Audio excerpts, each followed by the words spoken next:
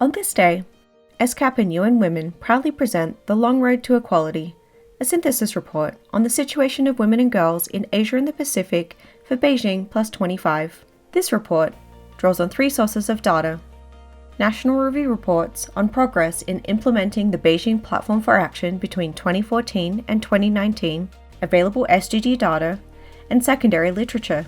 The Beijing Platform for Action acts as a guiding framework for policy actions and measures that align with approaches to gender equality and women's empowerment.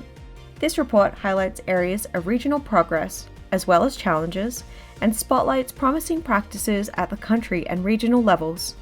Member states have prioritized legislative actions that introduce or strengthen frameworks to advance gender equality and women's empowerment. However, the report found that more attention needs to be focused on the implementation of legislative measures across all areas. Need to strengthen national gender machineries and the building of partnerships to bolster effective implementation. Unlocking progress requires recognition of women's multiple roles and contributions. Gender data must be strengthened in all domains.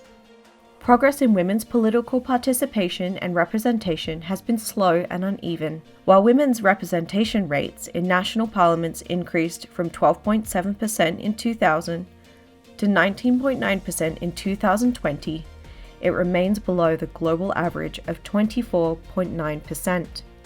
Significant regional progress has been made in closing gender gaps in secondary education, yet women's labour force participation rates remain low. Greater regional efforts are needed to enable the school-to-work transition and ensure that decent work opportunities are available to young women. Violence against women and girls prevalence rates remain high across the region. Addressing discriminatory social norms can have a preventative and protective effect on and offline, particularly when men and boys are engaged. On average, women in Asia and the Pacific spend 4.1 times the amount of time men spend on unpaid care and domestic work. Policies that recognize, reduce, and redistribute unpaid care and domestic work are critical for ensuring women's access to decent work and shared prosperity. It is essential to provide policies to enable women and men to balance paid work and family responsibilities. Women's vulnerability to climate change in the region is shaped by gender inequalities and access to resources, dependence on agricultural livelihoods, and unpaid care and domestic work.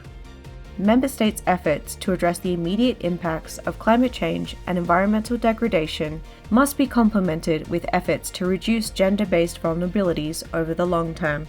Key recommendations: need to ramp up efforts to address discriminatory social norms, need to emphasize more on implementation, policies and laws, particularly in addressing violence against women and girls, need to address the gap between the gains and educational attainment and women's access to decent work opportunities, need to put in place policies that recognize, reduce, and redistribute women's unpaid care and domestic work. Social protection measures should be crafted in a gender-responsive manner. We need to develop gender-responsive environmental policies with the engagement of women, need to invest in the regular collection of regionally comparable gender data, including time use data. Many positive steps have been taken by leaders in our region, including committing to the 2019 Asia-Pacific Declaration on Gender Equality. As we weather the COVID-19 pandemic, the UN family and our committed partners stand ready to support governments in our region to build back better, stronger, and more gender-equal economies and societies where no woman and no girl will be left behind.